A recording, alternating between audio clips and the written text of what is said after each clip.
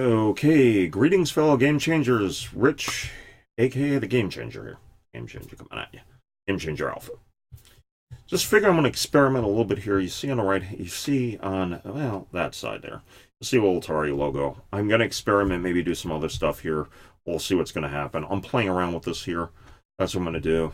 Apparently experimenting. So I have a little logo, and the reason why I have that there is that I'm going to discuss my Atari stories. My favorite video game brand. And you know what I figure I would do with the favorite video game brand that we have here? I'll discuss my experience with that here. It'll show you how far back I go and everything else. I have it. I am a person that grew up with Atari. I was too young for Pong in the arcade. But yeah, that reminds me. I was going to add something else about the arcade. We'll discuss a little bit of the arcade or something else here. Yeah, and actually I just realized something else I'm going to add to it. So I'm actually have a list of items I want to discuss here. We're going to discuss. So let me tell you something else here. And what I do is comments below. If you have a video link about a company or a choice and stories or anything cool, feel free to share it down there. Please don't spam. But yeah, so I knew of Atari originally from the arcade with Pong. They're the ones who launched it, and they did a lot of innovations with Nolan Bushnell, breakout and stuff here. I remember seeing a breakout unit at a bowling alley. We go across asteroids at a supermarket, all this different stuff here. Actually seeing Major Havoc in there, seeing the later stuff that apparently if you see Midway's collection, they merged a lot of stuff in there. I believe I saw Clocks in the arcade. Seen a lot of different stuff there. So this is the early years though of that. I saw this stuff here, and with Atari being what it was, they were so big, they were on the forefront. You had Taito invading with Space Invaders, something else, and Midway. You had Midway doing stuff. The American companies during that day would license the stuff there, so I had it. Atari later on licensed some stuff from Namco, like Dig Dug. I knew Atari, and they actually put a poster. They actually did an advertisement, not poster. They did an advertisement at a theater for Dig Dug. Interesting, competed against Mr. Do, but they had that. Went back, so if you see my video here, I did a video on Avalanche. That was Kaboom. You thought Kaboom was original? No. A lot of the Activision stuff was based on it. Like, I think Astro Blaster you would see in Mega Mania. Well, anyhow, Kaboom was based upon an arcade game Atari did.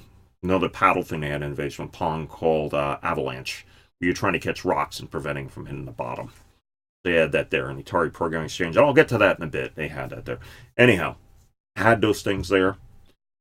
You find it, they're the name, the American company. They would license stuff, and they had it. I mean, stuff here, Atari was like everywhere back in the day. We're talking about going in the 70s or going in the early 80s.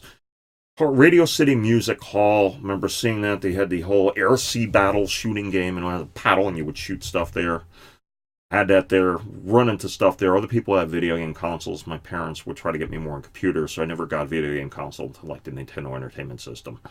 But anyhow, with Boy Scouts, had that. There was a kid, his parents there. They went Boy Scouts. It was Cub Scouts, Boy Scouts. Anyhow, had a solar-powered house where I was living, and in that, the same town or something else. That's what I think it was the Cub Scouts. Go over there, and he had an Atari 2600. I had a neighbor up the street that had an Odyssey 2, which is interesting. Got to play UFO and stuff there. But he had an Atari 2600 where we'd play stuff here. I remember the pachinko machine they had. They had that there. I remember playing that stuff back in the day, and it was just so awesome. You really wanted one here. And again, we're just doing stories of my history with Atari. I was just going to do one incident, but I might as well do a dump here, and we'll play around with this here. So, okay, what else do we have here? Yeah, they had that. I remember seeing another thing. Talk about the later years of the Atari 2600. You're talking about late adopters. I'm going into Toys R Us. And I'm seeing it there. The NES is on the rise or something else. And it rises during the day. Had stuff there. Remember that. Well, we'll get back to the computer, but this is the later year stuff, so I need to get to it. It's in Toys R Us, and I see somebody going there. The Nintendo Entertainment System's available. They still buy an Atari 2600. I think this is the day where they had the Fun is Back, oh yes sirree, for 2600 for Atari. You can go look on. You can go. Here's your assignment. Go look at some stuff they had there, and you can go look at that ad. But they were buying it. Even during the crash, I think they were selling like 1 million copies a year of the Atari 2600. There was still a market, even though it like cratered 90%. So I saw that at Toys R Us. That was something interesting I had there. Well, anyhow, that was that. There were some other stories I could mention, but then after that, This is between that. I remember doing the Atari computer. My parents wanted to get a computer. I looked at something else here. They bought something, the Imagination Machine, the APX Imagination Machine, supposed to have APL and other things in it. Never got it. They shipped it. My parents ordered it. Didn't have any program or anything else. They got it. And then I actually bugged them to get a computer. They got me an Atari 400. The membrane keyboard. And if you watch my video, I did another video I discussed. I'm just going into greater detail. And you had to do it. It was like ordering a McDonald's or if you're hitting it. It was really hard to do it. Eventually, my father got me an Atari 800 XL. That's what I had there. So anyhow, they would do that, and I would be getting these magazines for it, Analog, Antic, other ones with Creative Computing, something else here. And they'd have a number of computers. They also had the Atari, some Atari stuff. So I'd be typing in the magazine. I would also code Street Basic related things. And you know what I got to do? Let me close this out here. Bear with me 1 second. Let my mail go off, which I didn't want to do. So anyhow, what I had here, just that. I was talking about the magazines. I would enter stuff here. Would be entering in data before eventually we would order some Analog magazine, the old Atari clone stuff of that. They had like Livewire instead of like Tempest. They also had something else. The Filler Up, or it was somebody who licensed electronic Goldfish. I had that and eventually got that there. Along the lines of that, you would be longing and you'd be limited on cash. My parents had stuff here. I try to go to the store. I would, that thing there with, actually, I'll get to the Atari program in a second here. But you had fanboyism out of me. The Commodore 64 came along in America, and the Atari, big name, but would be losing to the computer area.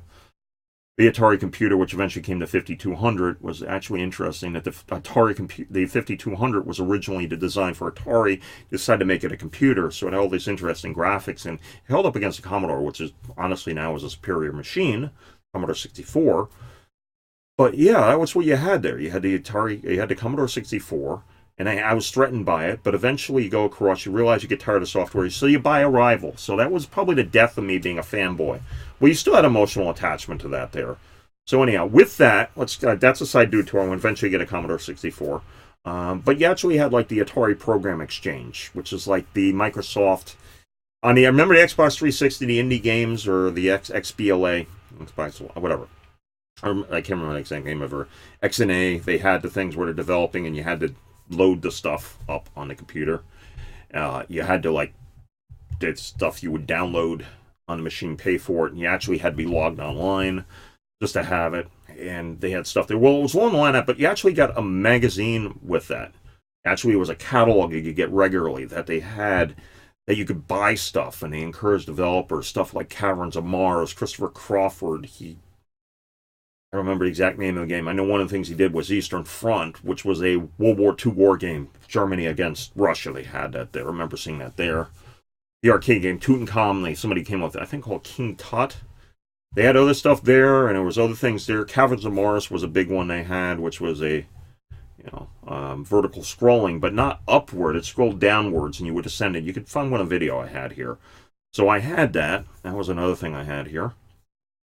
And then there was run into the pirated stuff, or the bootleg stuff, which computers had back in the day.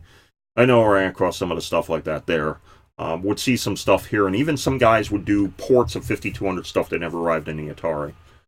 So that's what they had there. And then along the lines, you had the story. You're talking about the war, part 2 of the Commodore Atari War, which Atari lost. Which you had the thing here originally had that Commodore lost. So Atari originally they were in discussion with Amiga. Amiga was a controller maker company. They made controllers. So what you had with that is they made controllers for the consoles or something else here. And they wanted to come up with a console. So it was interesting. They had the thing there. Atari, they were in negotiation. Atari kind of backed out. Jack Tramiel was over at Commodore. So the end result is that with Jack Tramiel, he was leaving the company, whatever else. There's rumors, you can go look into it. He leaves. But what it was is that Commodore comes in and buys Amiga. I believe they bought them. That's what they named it. That's the system they had. It was going to be like, I think the Amiga Lorraine, I believe, was the name of it.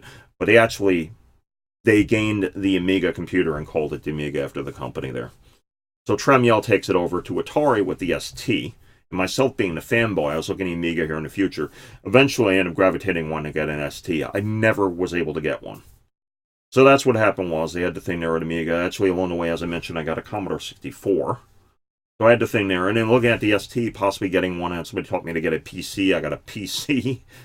I don't remember the name of it. It was before the 386, XL, whatever they had. So I went back to that there, and that was the future I had there. Before that, I got a Commodore 64 and get a lot of software for it. I would do that, go to Toys R Us or something else. Actually, it might have been the Commodore 64 days. I was actually looking around there for stuff, and that's where I saw the guy mentioned about Toys R Us, about Atari 2600. Eventually got a PC, moved on. There's still some emotional attachment I have for that there. So anyhow, what else do we have here? I eventually was looking at the console stuff, got a Game Boy, really liked it. Atari comes out again with the Lynx. Which, by the way, my understanding is the guys who designed the Amiga actually designed the Atari Lynx. They were shipping it around, everything else. Nintendo almost bought it from what I heard. You can do research into that, but they didn't. Atari decided to jump into it, had a good color mix. The sound was decent on it. It kind of had a chiptune sound to it. Didn't have necessarily the best thing here. But like all the other consoles, the Game Gear was probably the best rival. Just the battery life was a big issue. I mean, it had scrolling, it had everything else. It did things the NES did, and you could link a bunch together here. It was doing, if you know the Nintendo Switch now, it was doing stuff back then that you'd have for that there. Then what else do we have here? We're coming up to the later years for it. All on the lines, you're taking a beating on this thing here. Witnessed the thing here, rooting for it, and it was just cool at the time, but what are you going to do? And then you're going across. I'm at college, and I'm rooting for the Atari Jaguar. Don't have it. I'm at college. I have a Sega Genesis then, and see the Jaguar coming out. It's the last hurrah. You're rooting for the system to make it. You think it can do it. Do the math, 64 bits and everything else. And it comes out, and write a college paper on it. Tried to work with somebody else at that point. Matter of fact, I think I did such whatever else. And the result that happened there was, I found out later on, this person didn't want me to be on their team to work on another paper. Tried to pitch the Jaguar and talking about stuff there, do the math. It had some advanced chipsets in it, and it put a 68,000, so everybody codes to the 68,000. So depending on how you view it, it's not 416 bits, it's not 4. It has a 64-bit architecture, but it had 16 and just to mix everything else in it. The bus on it was 64 bits. But all due to math, that just shows you something else you have to do. It's just beyond the math and everything else, not the math. So then there's Atari, the later years and stuff, and went from there. And I still have an attachment for it, so it's like one of the things they had. But it's Nintendo and everything else. You'll see stuff on my channel here because of an affinity I had for it. And I was able to go across on the Internet Archives, which was cool.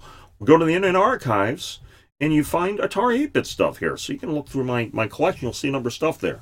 You can go play that stuff now. I might stream some of the stuff here. I have a better computer. I might actually show some of the stuff you're actually running on there. I tried to do it early, and my early computer I had was just chugging and horrible frame rate.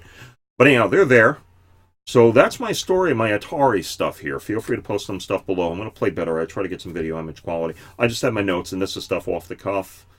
And the thing is here, the Atari Flashback I ended up getting or something else here, and it's just, that's what I had. I had an Atari 8-bit computer, Balderdash and stuff, the EA stuff.